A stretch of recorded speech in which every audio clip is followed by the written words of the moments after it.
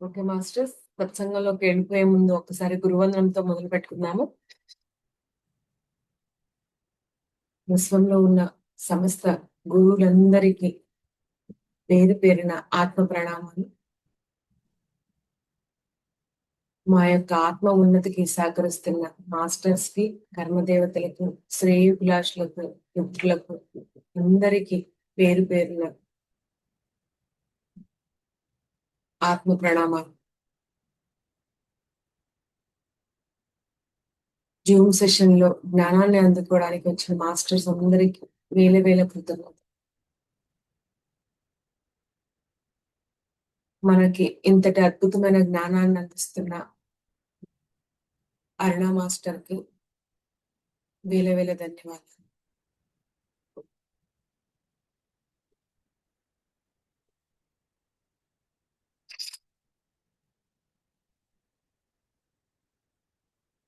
అందరికీ happy morning masters. So ఈ రోజు సత్సంగంలోని మనము మహాజ్ఞానము అందరికీ తెలిసిందే. సో మళ్ళొక్కసారి మననం చేసుకుందామని చెప్పేసి దీనిలో ఒక టాపిక్ ఇంద్రుడు, ఆయన గురించి తెలుసుకుందాము.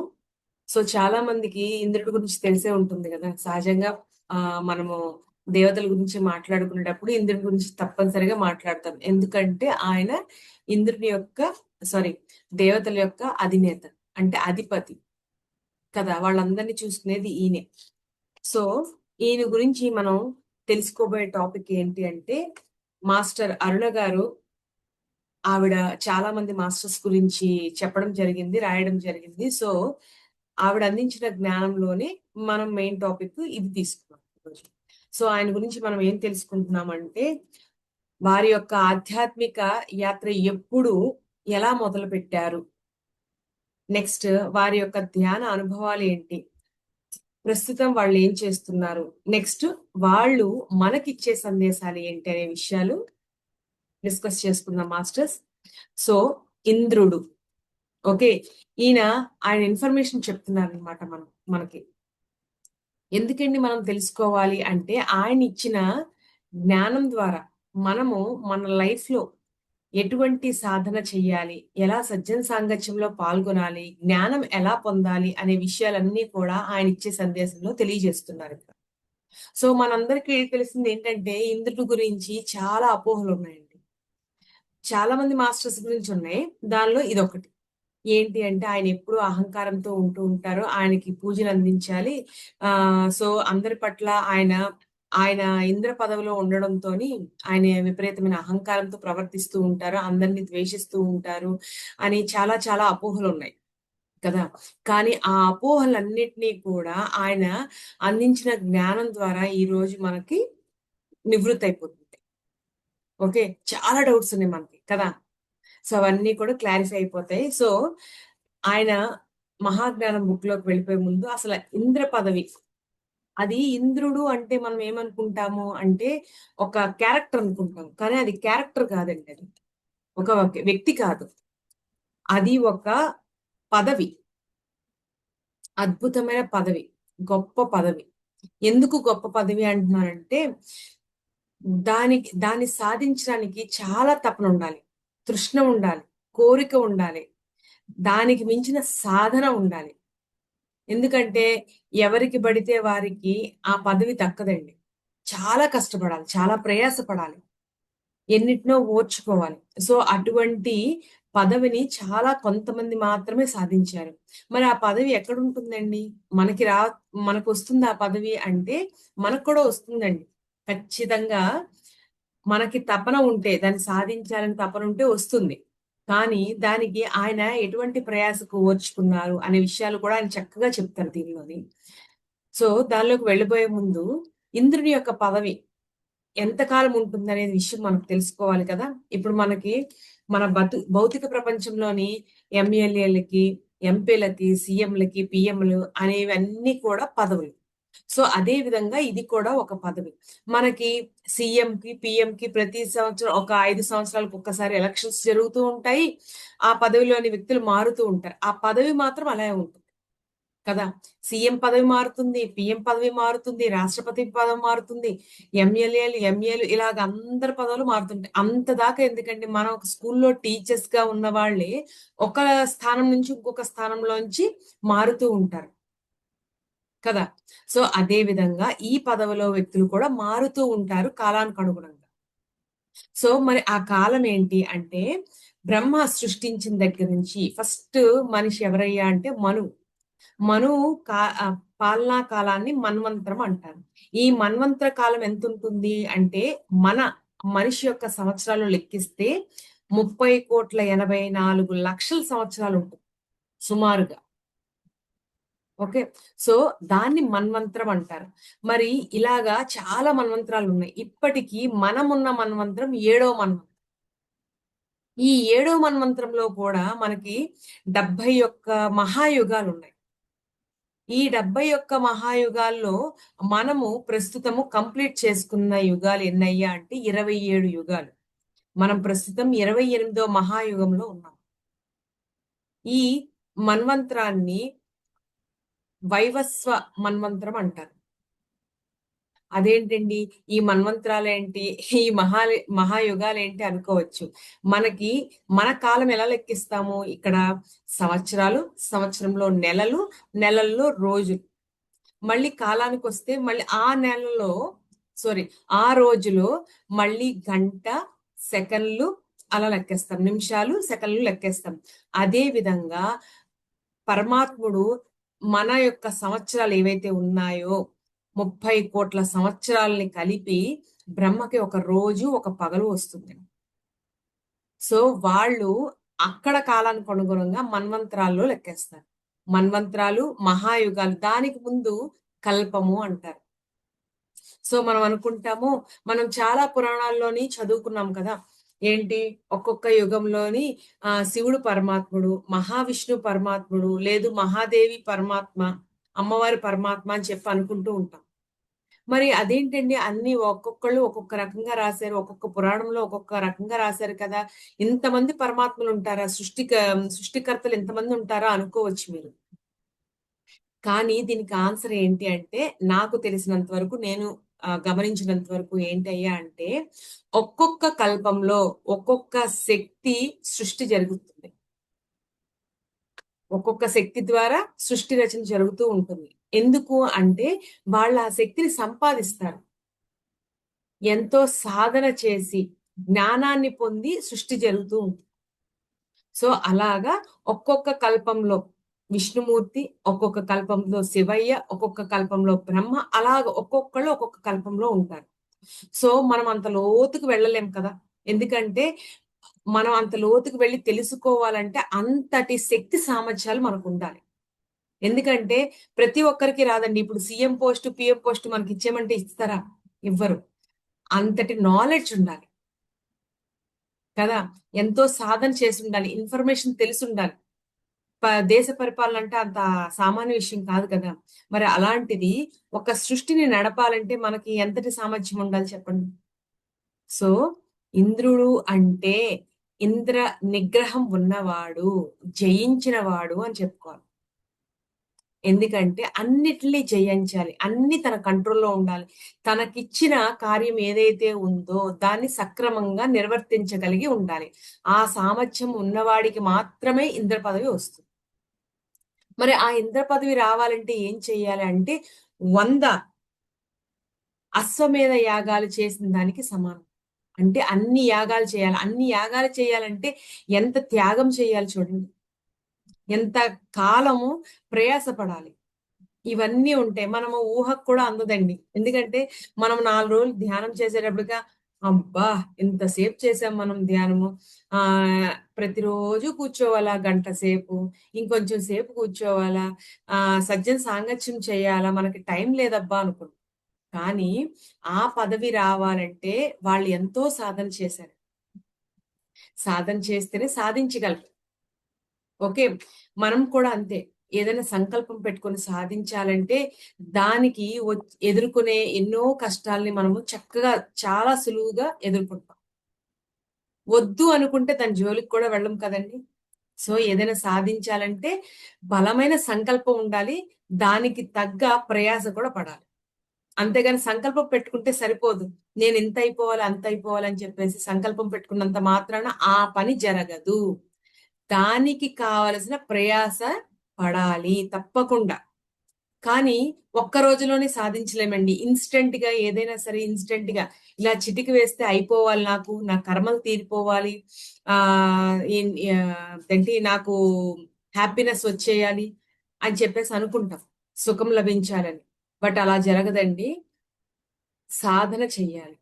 దేన్నైనా సాధించాలంటే 100కి 200% సాధన చెయ్యాలి. లేకపోతే ఏది రాదండి. అది జ్ఞానమైనా సరే, పదవి అయినా సరే. సో, ఇప్పటి రోజుల్లోని ప్రెజెంట్ ఉన్న సిట్యుయేషన్స్‌లో ఎలా ఉంటుందంటే కాలంలోని ఇన్‌స్టంట్‌గా ప్రతీది రావాలని కోరుకుంటున్నాం. మన మనస్తత్వం అలా అయిపోయింది. యాటిట్యూడ్ అలా అయిపోయింది. కానీ ఎప్పుడైనా సరే వస్తుంది. ఖచ్చితంగా వస్తుంది. ఇన్‌స్టంట్‌గా వస్తుంది. కానీ నిలవదు. మరి పర్మనెంట్‌గా నిలవాలంటే, శాశ్వతంగా నిలిచిపోవాలంటే ఏం జరగాలి అంటే, ఎక్కువ సాధన చెయ్యాలి. ఎక్కువ తపన పడాలి. దానికి కష్టపడాలి. అప్పుడు మాత్రమే నిలబడుతుంది. ఇలా ఇన్‌స్టంట్‌గా వచ్చింది. ఇలా ఇన్‌స్టంట్‌గానే వెళ్ళిపోతుందండి. మీరు ఎప్పుడైతే ఎంతో ప్రయాసపడి, కష్టపడి దాన్ని సాధిస్తారో, మళ్ళీ పోయినా మళ్ళీ సాధించగలరు దాన్ని. అలా కాకుండా ఇన్‌స్టంట్‌గా సంపాదించారనుకోండి, ఇన్‌స్టంట్‌గానే వెళ్ళిపోతుంది. ఓకే. నిన్న నన్ను ఒక మాస్టర్ అడిగారనమాట. "మేడం నాకు ఎన్నో కష్టాలున్నాయి. 10, 15 సంవత్సరాల నుంచి అనుభవిస్తున్నాను. సరైన జ్ఞానం పొందలేదు. ఈ కష్టాలన్నీ నాకు ఇన్‌స్టంట్‌గా పోవాలి మేడం" అన్నారు. ఎన్నో జన్మల నుంచి ఎన్నో కర్మలు చేశాం కదండీ! దుష్కర్మలు ఎన్నో చేసాం. ఎంతో మందిని బాధపెట్టాం. మరి ఆ బాధను మనం భరించాలి కదా! భరించినప్పుడే కదా తెలుస్తుంది. వాళ్ళు మనం ఎంత బాధ పెట్టామనేది. సో, అప్పుడే గదా! సో, నువ్వు ఏవైతే చేశావో అవన్నీ కూడా తెలుసుకోవాలి. దాని నుంచి జ్ఞానం సంపాదించాలి. అప్పుడే పోతుంది. అంతేగాని ఇమ్మీడియేట్‌గా పోదు. ఇమ్మీడియేట్‌గా పోతే ఏమవుతుందండి? మనకి చాలా సులువుగా దొరికేస్తుంది. ఏదైనా సులువుగా దొరికితే దాని విలువ ఎప్పటికి తెలీదు. కష్టపడి సాధిస్తే దాని విలువ ఎప్పటికీ నిలిచిపోతుంది. తరతరాలు నిలిచిపోతుంది అంటారు కదా! మనకి జన్మ జన్మలు నిలిచిపోతుంది. కదా!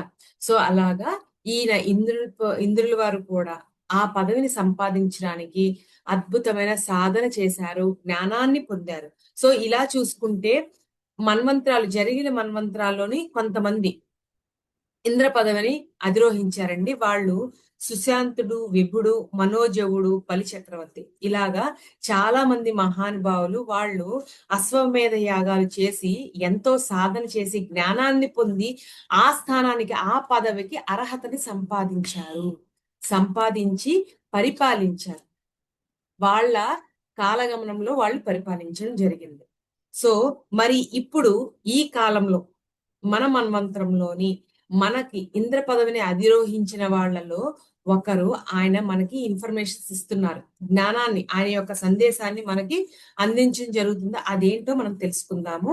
జూలై 12, 1994 ఉదయం 11:30 గంటలకి ఆయనగా ఇన్ఫర్మేషన్ ఇస్తున్నారు అరుణ్ గారి ద్వారా. ఓకే. మనం ఇప్పుడు దానిలోకి వెళ్ళిపోదాము. నాకు 10 ఏళ్ల వయసు ఉన్నప్పుడు ధ్యానం నేర్పించారు నా తల్లిదండ్రులు. ధ్యానం అనేది నాకు కొత్త కాదు.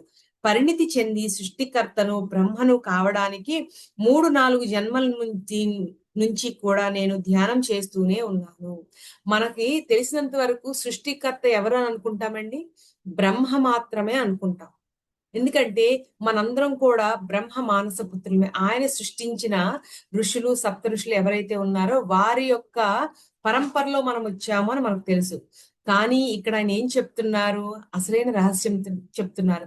బ్రహ్మ మాత్రమే కాదు, బ్రహ్మ ఏ విధంగా సృష్టి రచన జరుగుతూ ఉంటుందో ఆయన ద్వారా, అదే విధంగా పరిణితి చెందిన ఆత్మలందరూ కూడా సృష్టికర్తలే అని చెప్తున్నారు. ఎందుకంటే వాళ్ళకి ఆ శక్తి సామర్థ్యాలు ఉన్నాయి అని చెప్తున్నారు. అందుకే ఇక్కడ చూడండి. పరిణితి చెంది సృష్టికర్తను, బ్రహ్మను కావడానికి 3, 4 జన్మల ముందు నుంచే నేను ధ్యానం చేస్తున్నాను. ఎందుకంటే ఆ స్థాయికి వెళ్ళాలి. సృష్టి రచన చేయాలంటే అంత ఈజీయా అండి? ఇప్పుడు చూడండి మనందరం ఉన్నాము. మనం మన పిల్లల్ని కన్నాం కదా! పిల్లల్ని కనడానికి 9 మాసాలు మనము ఎంతో ప్రయాసలకు ఓర్చి, ఎంతో ఆహ్, మ ఆహ్ స్థిరంగా మన మనసును పెట్టుకొని మన శరీరంలో జరిగే మార్పుల్ని గమనించుకుంటూ వాటిని అధిగమిస్తూ ఎన్నో ప్రయాసలకు ఓర్చుకొని ఆ మనలో ఉన్న భావోద్వేగాల్ని బ్యాలెన్స్ చేసుకుంటూ కూడా పిల్లల్ని కంటాం. సో పిల్లల్ని కనే ముందు, కనడానికి ముందు ఎంతో ప్రయాస పడ్డాం. వాళ్ళని ఎలా కనాలి, ఎలా పెంచాలి, మన ఆరోగ్యం ఎలా చూసుకోవాలి, బిడ్డల ఆరోగ్యంగా ఎలా ఉండాలి అని చెప్పేసి ఒక ప్రణాళిక ప్రకారంగా వెళ్తాం. సో అదే విధంగా ఆయన కూడా ఆ సృష్టి జరగడానికి, ఎందుకంటే సృష్టి అనేది సామాన్య విషయం కాదు. మనకి పిల్లల్ని కనడం ఎంత ముఖ్యమో, ఆరోగ్యంగా ఆహ్లాదంగా ఎలా అయితే పిల్లల్ని కనాలో, అదే విధంగా అక్కడ సృష్టి జరగాలి అంటే దానికి కావాల్సిన ప్రణాళిక అనేది ముందే సిద్ధం చేసుకోవాలి. ఆ సిద్ధం చేసుకోవడానికి ఆయన అర్హత సంపాదించాలి. ఎందుకంటే దాన్ని అర్థం చేసుకోవాలి. మనం తల్లి అవ్వాలంటే ఫస్ట్ మనం తల్లి కావలసిన గుణాలు, లక్షణాలు, మనం బిడ్డ పుడితే ఎలా పెంచాలి అనే అవగాహన మనకు రావాలి. అదే విధంగా ఆయన కూడా సృష్టి రచన చేసే ముందు దానికి కావలసిన ఏర్పాట్లన్నీ చేసుకోవడానికి ధ్యాన సాధన ముందు నుంచి చేస్తూ ఉన్నారు. ఆ శక్తి ఆయనకి కావాలి. ఎందుకంటే ఏదైనా సమస్య వచ్చినప్పుడు దాన్ని సాల్వ్ చేయాలి. సాల్వ్ చేయడం రాలేదనుకోండి, సృష్టి చేసినా ఉపయోగం ఉండదు కదా! రేపు పొద్దున బిడ్డకి ఏదైనా అనారోగ్యం వస్తుంది. అనారోగ్యానికి కావాల్సిన నాలెడ్జ్ అనేది మనకు ఉండాలి. లేకపోతే ఎలా సాధిస్తాం చెప్పండి? పరుగు పరుగున వెళ్తాం డాక్టర్ దగ్గరికి ప్రతిదానికి. లేకపోతే ఎదురింటి వాళ్ళనో, పక్కింటి వాళ్ళనో పిలుస్తూ ఉంటాం. అలా కాదు. సో, మనము ఫస్టే పిల్లల పెంపకం పట్ల అవగాహన పెంచుకున్న తర్వాత పిల్లల్ని కనాలి. ఎలా అయితే కంటామో అదే విధంగా ఇక్కడ కూడా సృష్టికర్త అవ్వాలి, సృష్టించాలి అనుకున్నప్పుడు దాని యొక్క పూర్తి అవగాహన వాళ్ళకి కలగాలి. ఆ జ్ఞానాన్ని సంపాదించాలి. సో, ఆ జ్ఞానాన్ని సంపాదించడానికి ఇంద్ర పదవిలో ఉన్న ఈ వ్యక్తి ఏం చేశారో చెప్తున్నారు చూడండి. సృష్టికర్తను కావాలన్న నా కోరిక ఎంత బలంగా ఉండేదంటే, నేను దాని కోసం కష్టపడాల్సి వచ్చింది. సృష్టికర్తను కావాలన్న ఆలోచన రావడానికి పూర్వం చాలా తపస్సు చేశాను. నేను సృష్టికర్తను అయ్యే స్థాయికి చేరడానికి నాకు పట్టిన సమయం, నేను చేసిన ధ్యానం, నేను పెంచుకున్న అవగాహన మొత్తం లెక్క గడితే 700 సంవత్సరాలు. జన్మ జన్మకి మధ్య ఆలస్యం లేకుండా వరుసగా 4 జన్మలు. చూడండి ఆయన ఒక పదవిని సాధించాలంటే, ఆ స్థాయికి వెళ్ళాలంటే ఆయన నిరంతరము జన్మ జన్మకి మధ్య గ్యాప్ లేకుండా 700 సంవత్సరాలు మొత్తం కలిపి లెక్క కడితే 700 సంవత్సరాలు ఆయన నిరంతరము ధ్యానం చేస్తూ ఉన్నారంట. మనము ఒక్కరోజు ఒక గంట చేయడానికి ప్రయాస పడుతూ ఉంటాం. అబ్బా! నాకు నడుము నొప్పొచ్చింది, కాళ్ళు నొప్పొచ్చింది, చెయ్యి నొప్పొచ్చింది అని చెప్పేసి ఒక గంట స్థిరంగా కూర్చోలేం. కానీ ఆయనలో ఉన్న తృష్ణ చూసారా? ఎంత గట్టి సంకల్పం ఉందో. సో, ఆ పదవికి రీచ్ అయ్యి ఆయన కూడా సృష్టి జరపాలనే ఉద్దేశంతోని చక్కగా 700 సంవత్సరాలు నిరంతరం జన్మలు తీసుకుంటూ మధ్యలో ఎక్కడా బ్రేక్ లేకుండా మనం ఇంకా ఆగుతాం. పైకి వెళ్ళిన తర్వాత నెక్స్ట్ జన్మకి వెళ్ళాలి, కర్మలు తీర్చుకోవాలంటే కొన్నాళ్ళు ఆగుదాం అబ్బా! అని చెప్పేసి ఆగుతూ ఉంటాం మనం. ఆయన అలా కాకుండా ప్రతీదీ దేహం వదిలిపెట్టి మళ్ళీ వచ్చిన తర్వాత అంటే ఎక్కడ గ్యాప్ లేకుండా కంటిన్యూగా జన్మలు తీసుకున్నారంట దానికోసం. చూడండి చెప్తున్నారు. భౌతిక మరణం సంభవించగానే వెంటనే మరో జన్మ ఎత్తేవాడిని. నా ఉనికికి కారణం రాబోయే కాలంలో నేను ఏం చెయ్యాలో నాకు బాగా తెలుసు కదా! అంటే ఆయన ఎందుకండి చనిపోయిన తర్వాత మళ్ళీ జన్మ ఎందుకు తీసుకున్నారు? అంటే ఆయనకి నెక్స్ట్ జన్మలో ఏం చెయ్యాలి ఇప్పుడే ప్రణాళిక వేసుకొని ఎలా దాని కోసం సాధన చెయ్యాలనే విషయాల్ని కూడా పూర్తిగా అవగాహనలో పెట్టుకొని ఆయన మళ్ళీ జన్మ తీసుకునేవారు. మీకు ఇక్కడ ఒక డౌట్ రావచ్చు. అదేంటండి మనం మానవులము మనకి చావు పుట్టుకలు ఉంటాయి. కానీ వాళ్ళు దేవతలు కదా! వాళ్ళకెలా ఉంటుంది అని. ఇప్పుడే మనం చెప్పుకున్నాం కదా! మన కాలం వేరు, వాళ్ళ కాలం వేరు. మన లోకం వేరు, వాళ్ళ లోకం వేరు. మనకి ఎలా అయితే సంవత్సరాలు, నెలలు రోజులు ఉంటాయో అలాగా అక్కడ కల్పము, మన్వంతరాలు అలాగా ఉంటాయి అని చెప్పుకున్నాం కదా! సో, మనకి ఇక్కడ ఎలా అయితే భౌతిక శరీరాన్ని వదిలిపెట్టేసి పైలోకాలకి వెళ్తామో, మళ్ళీ పుట్టడం జరుగుతుందో, అదే విధంగా వాళ్ళకక్కడ జరుగుతుంది. వాళ్ళ కాలమానంలో జరుగుతుంది. సో అక్కడ ఆయన నిరంతరం ధ్యానం చేస్తూ వెంటనే జన్మలు తీసుకోవడం జరిగింది అని చెప్తున్నారు. అందుకని నాకు రాబోయే కాలంలో నేను ఏం చెయ్యాలో కూడా నాకు బాగా తెలుసు కదా! అందుకని జన్మకి మధ్య వ్యవధి ఇచ్చేవాడిని కాదు. అంటే గ్యాప్ తీసుకోకుండా హోంవర్క్ ఎక్కువ చేసేవారు. సాధన ఎక్కువ చేసేవారు. జ్ఞానాన్ని ఎక్కువ సంపాదించేవారు. ఎందుకు? ఆ పదవిని అధిరోహించాలని తపనతో. మనం కూడా అంతే కదండీ! ఏదైనా పని సంకల్పం పెట్టుకున్నామనుకోండి, దాని కోసం నిరంతరం ప్రయాస పడుతూ ఉంటాం. ఎందుకు చెప్పండి? వాళ్ళే కష్టపడతారు. మనం కూడా కష్టపడాలంటే, మనం వాళ్ళ దగ్గర నుంచి వచ్చిన వాళ్ళమే కదా! వాళ్ళలో ఎటువంటి చర్యలుంటాయి, మనం కూడా అటువంటి చర్యలుంటాయి. ఎందుకంటే మనము వాళ్ళ యొక్క ప్రతిరూపాలు. ఓకే. సో, ఇక్కడ ఇంకా ఏం చెప్తున్నారు? అందుకని జన్మకి మధ్య వ్యవధి ఇచ్చేవాడిని కాదు. భవిష్యత్తును గురించి జ్ఞానము, ఈ జన్మకు మన ప్రణాళిక ఏమిటి? అసలు ఈ భూమి మీదకి మనం నిజానికి ఎందుకొచ్చాము? ఈ జ్ఞానాన్ని అంతా ధ్యానం ద్వారా మనం పొందగలము. ఇక్కడ చెప్తున్నారు, నేను పొందాను అని చెప్పలేదు. మనం పొందగలము అని చెప్తున్నారు. అంటే మనందరం ఒకలాంటి వాళ్ళమే. ఆయనతో సహా. అందుకనే మనందరిని కలుపుకొని ఆయన ఏం చెప్తున్నారు? ఇటువంటి విషయాలు ఏంటి? భవిష్యత్తు గురించి జ్ఞానము, మనం ఎందుకు జన్మని తీసుకున్నాము, మన జన్మ ప్రణాళిక ఏంటో, భూమి మీదకి ఎందుకొచ్చాము, అన్ని విషయాలు కూడా మనందరం తెలుసుకోగలము అని చెప్తున్నారు. ఆ శక్తి సామర్థ్యాలు మనందరికీ ఉన్నాయి. నాకు మాత్రమే కాదు, నాతో పాటు మీ అందరికి ప్రతి ఒక్కరికి ఉన్నాయి అని చెప్తున్నారు. ఈ జ్ఞానాన్ని అంతా ధ్యానం ద్వారా మనం పొందగలము. సృష్టికర్త కావడం అనేది మరీ అంత పెద్ద కోరిక కాదు. మరీ అంత పెద్ద పని కాదు. ఇప్పుడు నీ శక్తి సామర్థ్యాలు ఎలా ఉన్నాయో, ఒకప్పుడు నాకు అలాగే ఉండేవి. చూడండి ఇక్కడ ఏం చెప్తున్నారు చూడండి. ఇప్పుడు నీ శక్తి సామర్థ్యాలని ఎవరిని చెప్తున్నారు? అరుణ్ గారి ద్వారా కదా మనకి ఇన్ఫర్మేషన్ ఇచ్చారు. సో, అరుణ్ గారికి చెప్తున్నారు. నువ్వు ఒకప్పుడు ఎలా అయితే ఉన్నావో నేను కూడా అలాగే ఉన్నాను. అంత శక్తి లేదు. కానీ ఆ శక్తి సామర్థ్యాల్ని నేను ధ్యానం ద్వారా పొందాను. అని చెప్తున్నారు. అంటే ఆయన కూడా ఆ లోకంలోనే ఆయన మనలాంటి వారే. సాధన చేసి ఆ స్థాయికి వెళ్లారు. మరి మనం వెళ్ళలేమండి? ఖచ్చితంగా మనం కూడా వెళ్ళగలం. కానీ ప్రయాస కోర్చాలి. ప్రయాస పడాలి. తపన పడాలి. సంకల్పం పెట్టుకోవాలి. ఓకే. ఎప్పుడైతే అన్నీ పెట్టుకుంటామో మనం కూడా సాధించగలము. అందుకని సృష్టికర్త కావడం అంత పెద్ద విషయమేమీ కాదు అని చెప్తున్నారు. అంటే మనం కూడా చేయగలమని చెప్తున్నారు. చాలా ఈజీగా. సో, దాంతో పాటు డొంక తిరుగుడు లేకుండా చెప్పాలంటే మీరందరూ కూడా దేవుళ్ళే. చూసారా ఇప్పుడే కదా చెప్పాను. ప్రతిరూపాలమే. మనము భగవంతుని యొక్క అవతారాలమే. ఆయన యొక్క ప్రతిరూపాలమే. ఆయనకి ఎటువంటి శక్తి ఉంటుందో మనకు కూడా అటువంటి శక్తులే ఉన్నాయి. కానీ మనం జాగృతం చేయలేదు. వాళ్ళు జాగృతం చేశారు. అంతే డిఫరెన్స్. సో, ఆ జాగృతం చేసి ఆ స్థాయికి వెళ్ళడానికి మనము ధ్యానము, సజ్జన సాంగత్యము, స్వాధ్యాయము, ప్రబోధం ఈ నాలుగిట్లో ఉంటే ఖచ్చితంగా ఏదో ఒక రోజు మనం కూడా ఆ స్థాయికి వెళ్ళగలము అని చెప్తున్నారు ఇక్కడ. మీరు కూడా నాలాగే ఒక దేవుడు కాగలరు. ధ్యానం ద్వారా మీ అవగాహన పెంచుకోవడం ద్వారా మీరందరూ కూడా ఇంద్రుళ్ళు కాగలరు. చూసారా ఎంత చక్కగా చెప్పారు? ఇదే మీ పుస్తకానికి నా సందేశము. మీ మీ ధ్యాన మిత్రులు మీరు ఈ సందేశాన్ని ఇవ్వవచ్చు. అవ్యక్త ప్రపంచంలో అవిదితమైన దానితో ఏకమై కొత్త లోకాన్ని వ్యక్తపరచండి. చూడండి. అవ్యక్త ప్రపంచం అంటే మనకి కనిపించని ప్రపంచంలో ఓకే. సాటి లేని ప్రపంచం. మనకి చూసేది ఈ కళ్ళతో చూసేది ఈ లోకం మాత్రమే కనిపిస్తుంది. కానీ మనకి కనిపించనివి అద్భుతమైన ప్రపంచాలనేవి చాలా ఉన్నాయి. కదా!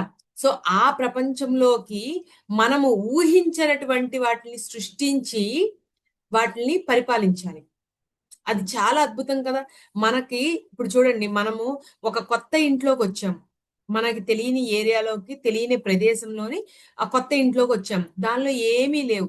కొత్తది స్టార్టింగ్. సో, మనము దాన్ని ఎలా డిజైన్ చేసుకుంటామనేది మన క్రియేటివిటీ మీద ఆధారపడి ఉంటుంది. మన సృజనాత్మకత మీద ఆధారపడి ఉంటుందది. కదా! సో, ఆ క్రియేటివిటీ అనేది మనలో ఉండాలి. అది రావాలంటే దానికి కూడా సాధన చెయ్యాలి. అదే చెప్తున్నారు చూడండి.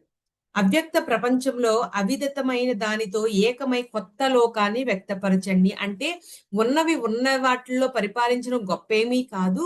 మీరు లేని దాన్ని క్రియేట్ చేసి సృష్టించాలి. అప్పుడే దానిలో గొప్పతనం ఉంది అని చెప్తున్నారు. తెలిసిన దానికన్నా తెలియని దానితో చేయాలి ప్రయోగం అనేది. ఓకే. మీ సినిమాలు, డ్రామాలు నన్ను ఒక అధికార పిపాసిగా, అధికారము పదవులు వెంబడే వాటిని చిత్రీకరించాయి. నన్ను ఎంత పనికిమాలిన మనిషిగా, ఎంత పరాధీనుడిగా చిత్రించాయి అంటే, నా సొంత సృష్టిని నేను కాపాడుకోవడానికి కూడా వెళ్ళి, బ్రహ్మదేవుడి కాళ్ళ మీద, శివుడి కాళ్ళ మీద పడ్డానంట. చూడండి మనకి అపోహలున్నాయని చెప్పాను కదా! ఇందాకల మనము ఆయన గురించి చాలా తప్పుగా ఆలోచిస్తూ ఉన్నాం. కానీ ఆయన దానికి అపోహలన్నీ తొలగించడానికి ఒక పదం చెప్పారనమాట. ఇక్కడ ఏంటంటే, నన్ను ఒక అధికార పిపాసిగా చేసేశారు మీరందరూ. సినిమాలు, ఈ డ్రామాలన్నీ కూడా. కానీ యాక్చువల్‌గా ఆయన అలా ఉండేవారు కాదండి. మనము ఒక, ఒక 2 సంఘటనలు గుర్తు చేసుకుందాం. చాలా ముఖ్యమైనవి. ఏంటి అంటే, శ్రీకృష్ణ పరమాత్ముడు అవతారంలోని ఇంద్రుడు వర్షం కురిపించట్లేదు కాబట్టి గోవర్ధనగిరిని పూజించారని చెప్తారు. నందులు వారి మొత్తం బృందం అంతా కూడా గోవర్ధనగిరిని పూజించారని చెప్తున్నారు. కానీ ఇక్కడ జరిగింది అది కాదండి. మనం లోతుల్లోకి వెళ్ళి ఈయన పాత్రలోకి వెళ్తే అర్థమవుతుంది ఏంటంటే, అక్కడ శ్రీకృష్ణ పరమాత్ములు ఏం చేశారంటే, మనిషికి మాత్రమే ప్రయారిటీ అంటే దేవతలకు మాత్రమే ప్రయారిటీ ఇస్తున్నారు. వాళ్ళని మాత్రమే పూజించడం కాదు, వారితో పాటు మనకి ఏదైతే సంపద వస్తుందో, ఆహారం గాని, పాలు గాని ఇవన్నీ వస్తున్నాయో వాటికి వాటికి కూడా మనము ప్రయారిటీ ఇవ్వాలి అనే ఉద్దేశంతోని మనకి తెలుసు కదా సామ్రాజ్యము, ఖనిజ సామ్రాజ్యము, వృక్ష సామ్రాజ్యము, జంతు సామ్రాజ్యం.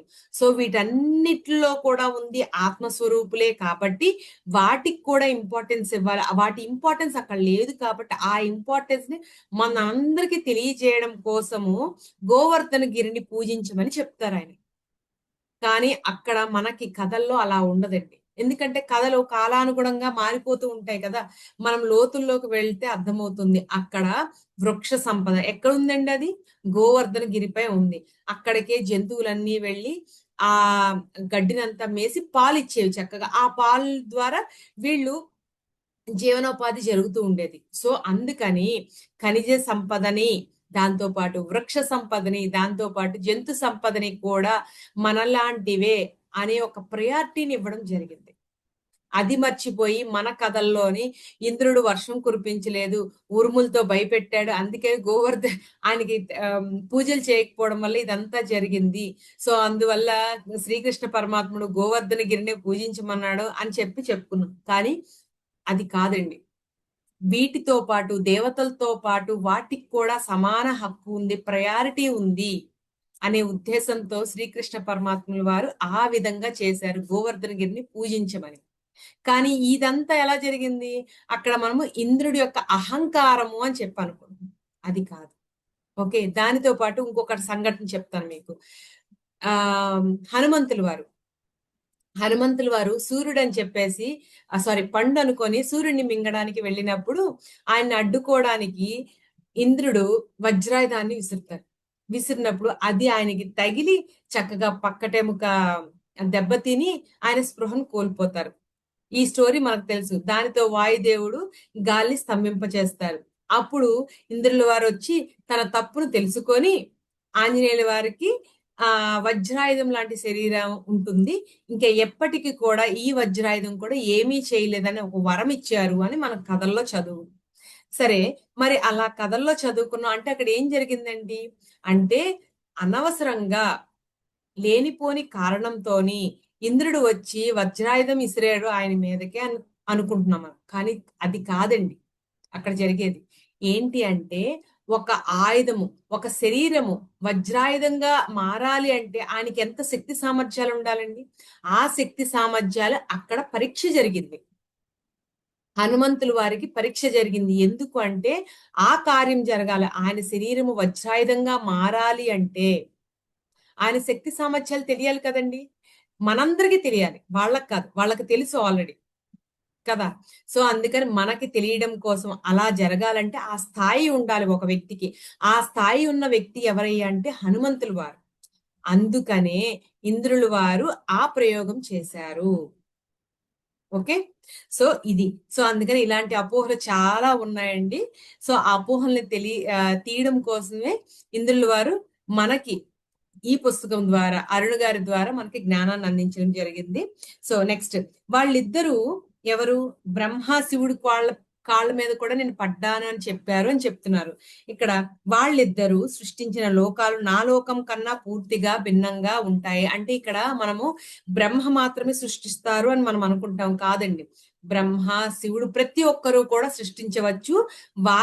వారు సృష్టించిన లోకంతో నా లోకము పూర్తిగా భిన్నంగా ఉంది అని చెప్తున్నారు. నేను వాళ్ళ కాళ్ళ మీద పడడం ఏమిటి? తమాషాగా లేదా? సరే, నా సొంత ప్రపంచం నాకు ఎలా ఉంటూ వచ్చిందో ఆ వివరాల్లోకి వెళ్ళబోయే ముందు అసలు మేమేమి ప్రపంచాన్ని ఎలా సృష్టించామో చెప్తాం. ఆ మాటకొస్తే మేమే కాదు, ఎవరైనా ఎలా సృష్టిస్తారో చెప్తాను. అంటే ఒక సృష్టి జరగాలి అంటే, ఒక ప్రపంచాన్ని సృష్టించాలంటే ఏమేం కావాలి, ఎలాంటి ప్రయాసలు పడాలి, ఎలా ప్లానింగ్ ఉండాలి అనేది ఈయన ఇక్కడ ఒక 3 పాయింట్లు చెప్తున్నారండి. మొట్టమొదటి అవగాహనలోను పరిణితిలోను చాలా ఉచ్చ స్థితి చేరుకోవాలి మనం. ఇది ధ్యానం ద్వారా ఇతర మార్గాల ద్వారా సాధ్యపడుతుంది. ఇతర మార్గాలు అంటే ఇప్పుడు మీ విషయానికి వస్తే చదవడం ద్వారా, ఒకరి అనుభవాలు మరొకరు వినడం, పంచుకోవడం ద్వారా అన్నమాట. అంటే ఏం చెప్తున్నారు అంటే పరిణితి చెందాలి. ఏం పరిణితి చెందాలి? మన యొక్క ఆత్మస్థితి పరిణితి చెందాలి. ఆ ఆత్మ పరిణితి చెందాలంటే ఏం చేయాలి? ధ్యానము, సజ్జన సాంగత్యము, అనుభవాలు పంచుకోవడం. అంటే అదే సజ్జన సాంగత్యము, అనుభవాలు పంచుకోవాలి.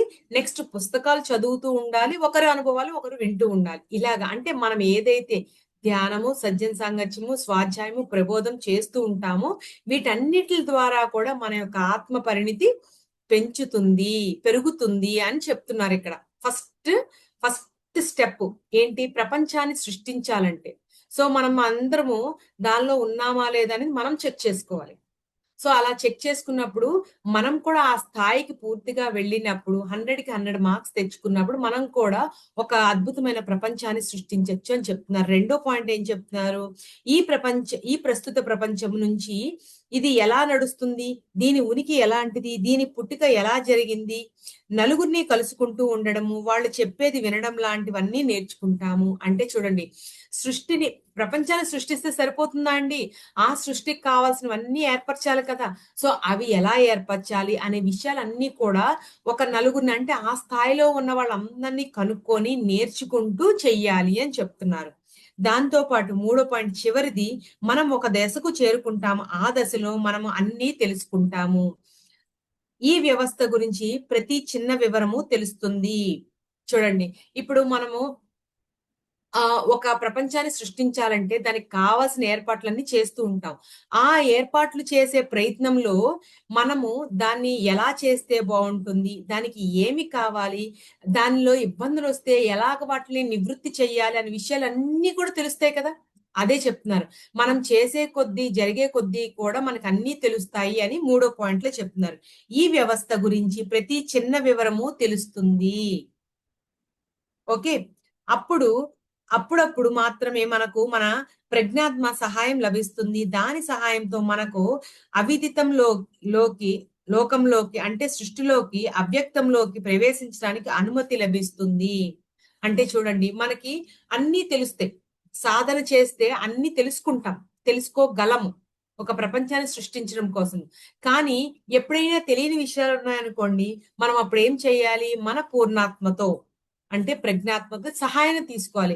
ఎప్పుడైతే దాని సహాయం తీసుకుంటామో మనం తెలియనివి, చేయలేని విషయాలు కూడా చెయ్యగలం. ఓకే. తెలియని ప్రపంచాన్ని కూడా సృష్టించగలము. మనం ఏం చేస్తాం, ఇప్పుడు ధ్యానం ఉంది. లేదా ఒక క్లాస్ చెప్తాం. క్లాస్ చెప్పినప్పుడు మనకు క్లాస్ ఎలా చెప్పాలో తెలీదు స్టార్టింగ్. అప్పుడేం జేస్తాము, మన ముందు ఉన్న మాస్టర్ ఎవరైతే క్లాస్ చెప్తారో వాళ్ళవి విని, ఓహో! క్లాస్ మీద ఒక అవగాహన తెచ్చుకుంటాం. ఇలా చెప్పాలి, ఇలా చెప్తే అర్థమవుతుంది. ఇలా తప్పులున్నాయి, ఈ తప్పుల్ని మనం సరిచేసుకోవాలి అని తప్పొప్పులన్నీ మనం తెలుసుకుంటాం కదా! తెలుసుకొని మనం చెయ్యకుండా ప్రయాస పడుతూ ఉంటాం. ఓకే. నాలెడ్జ్ సంపాదిస్తాం. సో, అదే విధంగా ఒక ప్రపంచాన్ని సృష్టించాలి. కొత్త ప్రపంచం. ఎవరు చూడనటువంటి కొత్త ప్రపంచం. దానిలో ఎప్పుడూ లేనటువంటి సాధనాలు, ఉపకరణాలు అన్నిటిని ఏర్పాటు చేయాలి. ఇవన్నీ చెయ్యాలంటే ఏం చెప్తున్నారు అంటే, నువ్వు నీ పూర్ణాత్మతో కనెక్ట్ అయ్యావనుకో, నీకు ఫుల్ నాలెడ్జ్ వస్తుంది. సో, ఆ నాలెడ్జ్ ద్వారా నీకు తెలియని విషయాల్ని, తెలియని ప్రపంచాన్ని కూడా నువ్వు సృష్టించవచ్చు అని చెప్తున్నారిక్కడ. కొన్ని యుగాల పాటు మనం అక్కడే ఉండిపోయి, ఆ అవ్యక్తంలోని నమూనాలను నేర్చుకుంటాము.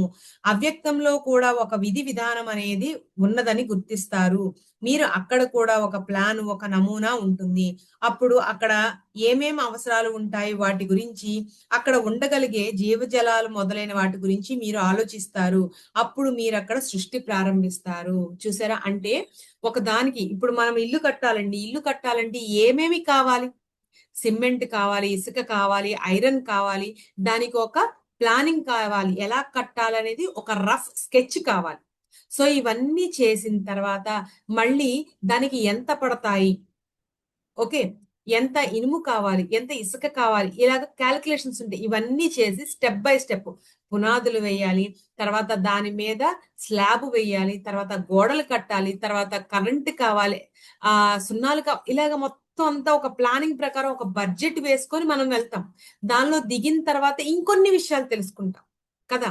సో, అది మనకు తెలియకపోతే మరొకరిని అడిగి తెలుసుకొని చేస్తాం. అసలు మనకి ఏమి తెలీదు. కొత్తగా ప్రయత్నం చేస్తున్నాం. అప్పుడేం చెయ్యాలి అంటే, మనము మన పూర్ణాత్మతో కనెక్ట్ అయ్యి, మనకు తెలియని విషయాల్ని ఫుల్ ఫ్లెడ్జ్డ్‌గా మనం తెలుసుకొని పని ప్రారంభించాలి. పని ప్రారంభించిన తర్వాత ఇల్లు మొత్తం కట్టేసాం. కట్టేసిన తర్వాత దానిలోకి ఎటువంటి సామాగ్రి కావాలి, ఎటువంటి షెల్ఫ్‌లు కావాలి అని మనం డిజైన్ చేసుకుంటామో, అదే విధంగా ప్రపంచాన్ని సృష్టించిన తర్వాత దానిలో ఎటువంటి జీవులు కావాలి, జీవజాలాలు కావాలి, వాటిని బ్రతకడానికి ఎటువంటి సోర్సెస్ కావాలి అనేవన్నీ కూడా మనం తెలుసుకోవాలి. తెలుసుకుంటాము అని చెప్తున్నారు దీని ద్వారా.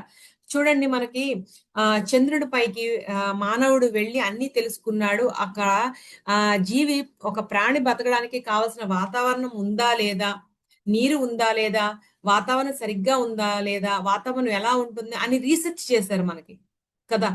సో, అదే విధంగా ఎందుకు చేశారండి? అంటే రేపొద్దున మనం అక్కడికి వెళ్లి మనం సృష్టించలేదు. కానీ ఆల్రెడీ ఉంది. ఎవరో సృష్టించారు. కదా! సృష్టించిన దాని మీద మనం బ్రతకగలమా లేదా అనేది ఎళ్లి రీసెర్చ్ చేసినప్పుడు, మనమే స్వయంగా సృష్టించిన దాన్ని మనం రీసెర్చ్ చేయాలి కదండీ! ఆటోమేటిక్‌గా మనం ప్రయాస పడుతున్నప్పుడే మనకి ఏం కావాలో అన్నీ తెలుస్తూ ఉంటాయన్నమాట.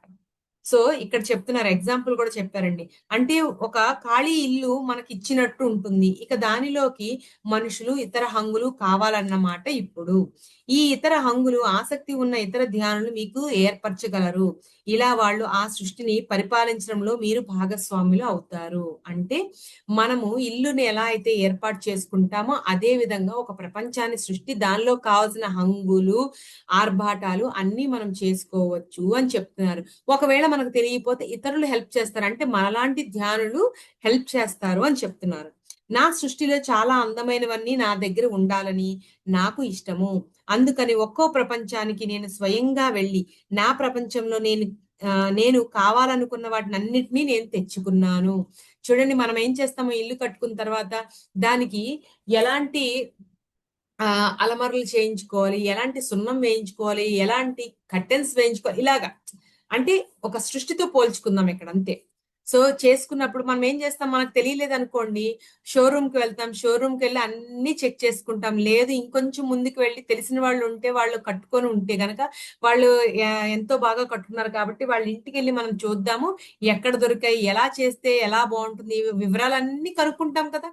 సో, వాళ్ళు కూడా ఆయన కూడా ఏమనుకున్నారంటే, నా ప్రపంచం చాలా అందంగా ఉండాలి కాబట్టి, నేను నా ప్రపంచానికి నేనే స్వయంగా వెళ్లి అవన్నీ తెలుసుకొని, పక్క ప్రపంచాలకు కూడా వెళ్లి తెలుసుకొని, అక్కడ లేనివి ఇక్కడ ఇంకా ఏర్పాటు చేయాలని తపనతోని ఆయన సృష్టి చేసుకోవడం జరిగింది. ఆ ప్రపంచానికి కావాల్సినవన్నీ ఏర్పాటు చేసుకున్నారంట. సో, అలా ఏర్పాటు చేసుకున్నప్పుడు, పక్క వాళ్ళ గురించి ఎందుకు ఈయనకి ఆలోచన? ఉండదు కదండీ! సో, నా ప్రపంచం అందంగా ఉండాలని మాత్రమే ఈయన కోరుకున్నారు. నా సృష్టిలో చాలా అందమైనవన్నీ నా దగ్గర ఉండాలని నాకు ఇష్టం.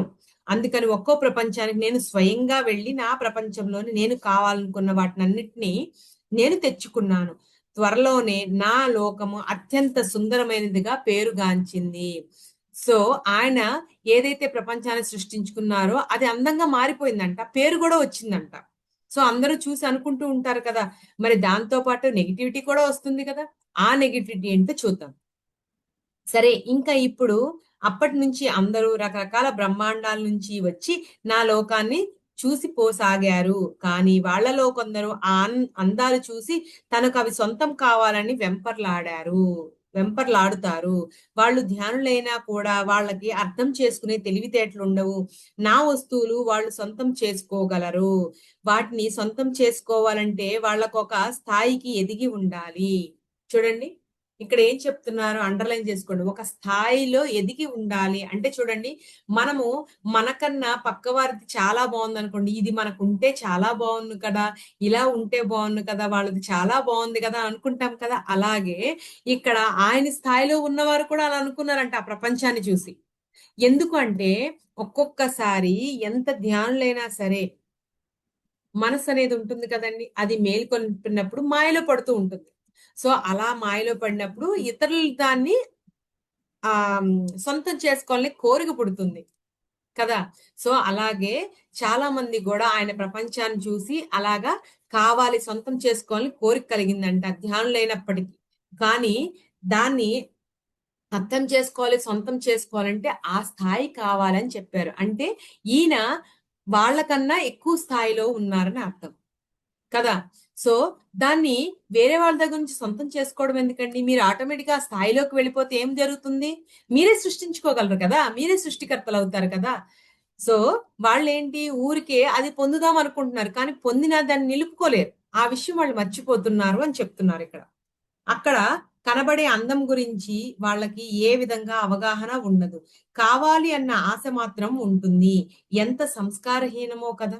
అంటే మనకి మనంగా ప్రయత్నించి సంపాదించుకోవాలి. ఇతరుల యొక్క సంపద మీద ఆశ పడకూడదు. అది సంస్కారం కాదు అని చెప్తున్నారు. అంటే నువ్వు సాధన చెయ్యబ్బా. సాధన చేసి ఆ జ్ఞానాన్ని సంపాదించుకో. అర్థమైందా? అంతేగాని ఎవరో ఇతరులు సంపాదించిన జ్ఞానాన్ని తస్కరించాలనే కోరిక కలగకూడదు కదా నీకు. తెలుసుకో, తప్పులేదు. చూడు, చూస్తూ తెలుసుకో, అది తప్పులేదు. కానీ వాళ్ళ దగ్గర నుంచి దాన్ని పూర్తిగా పొందేయాలి, సొంతం చేసుకోవాలి అనే కోరిక తప్పు అని చెప్తున్నారు. ఈ పరిస్థితిలో ఈ వస్తువు సొంతం చేసుకోవడం కుదరదు అని వాళ్ళకు చెప్పేవాడిని. అంటే అవగాహన కూడా ఇచ్చేవారండి. ఇవి అందరూ ఆనందించడానికి ఉన్నాయి. ఆనందంగా అనుభవించండి. కళ్ళారా చూడండి. వాటి ఆనందాన్ని ఆరాధించండి. వెళ్ళండి. అలా ఉండాలి మీ ఆలోచనలు. అంతే కదండి.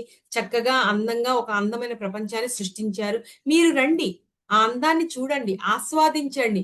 మీకు వీలైతే ఆ అందాన్ని ఎలా సృష్టించాలో నేను చెప్తాను. అంతేగాని దీన్ని సొంతం చేసుకోవాలనే కోరిక సరియైన కాదు అని చెప్పేసి వచ్చి సొంతం చేసుకోవాలని అనుకునే ప్రతి ఒక్కరికి ఆయన వివరంగా తెలియజేసేవారంట.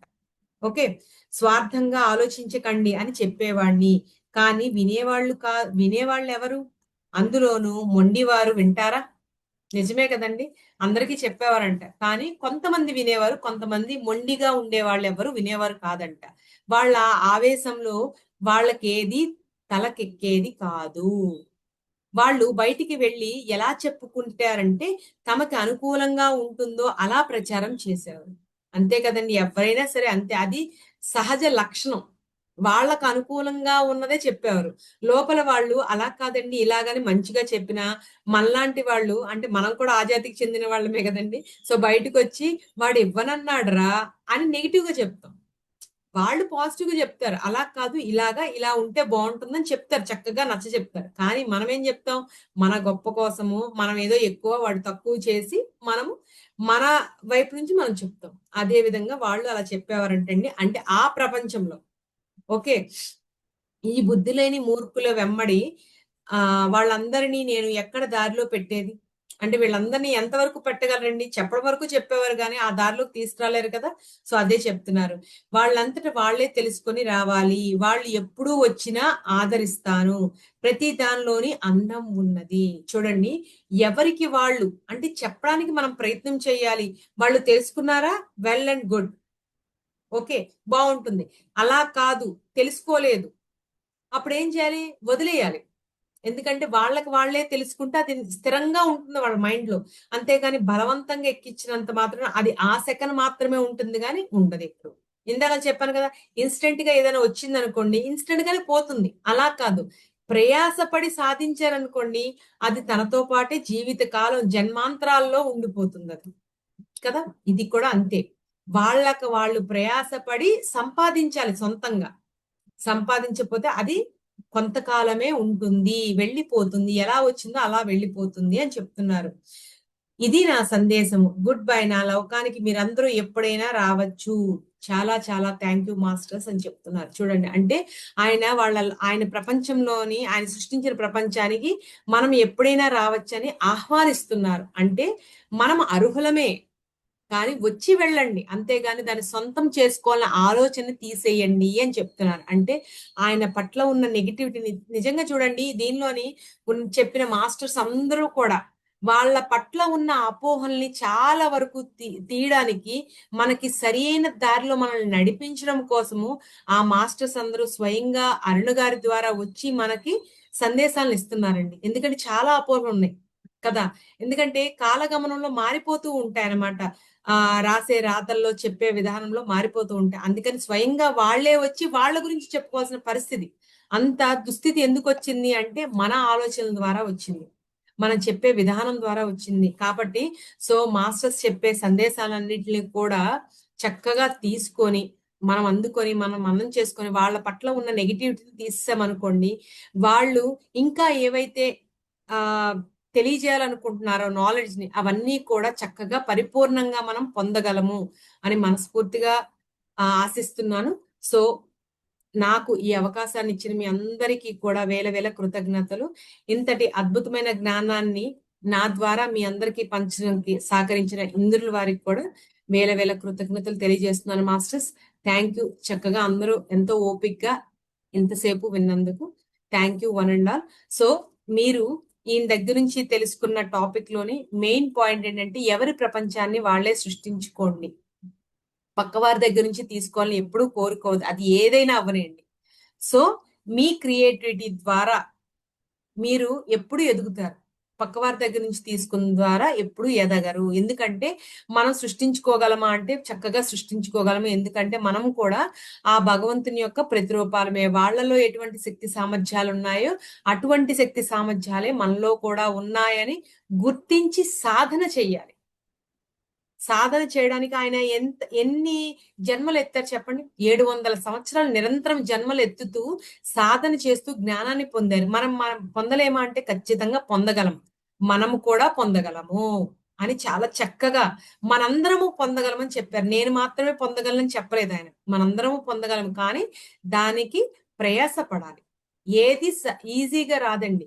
వచ్చింది ఈజీగానే పోతుంది. ఇది మనందరికీ తెలుసు కాబట్టి ఒక ప్లానింగ్ ప్రకారంగా మనం ఈ భూమి మీదకి ఎందుకు వచ్చాం, ఏ ప్రణాళికతో వచ్చాము అనే విషయాలు నిరంతరం గుర్తుపెట్టుకున్నాం అనుకోండి, ఈ జన్మే కాదు నెక్స్ట్ జన్మలో కూడా ఎలా రావాలో మనకి తెలుస్తుంది అనే విషయాలు కూడా చాలా చక్కగా చెప్పారు. పాయింట్స్ అన్ని చాలా వివరంగా చెప్పారు. కాబట్టి మనం కూడా అంత స్థాయికి వెళ్ళి అంత ఆత్మజ్ఞానాన్ని పొంది మనం కూడా కొత్త లోకాన్ని సృష్టిద్దాం అని మనస్ఫూర్తిగా కోరుకుంటున్నాను.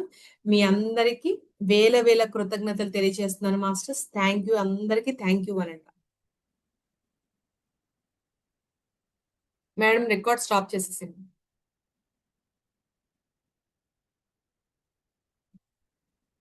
మాస్టర్స్ ఎవరైనా మాట్లాడాలనుకుంటే హ్యాండ్ రైజ్ చేయండి.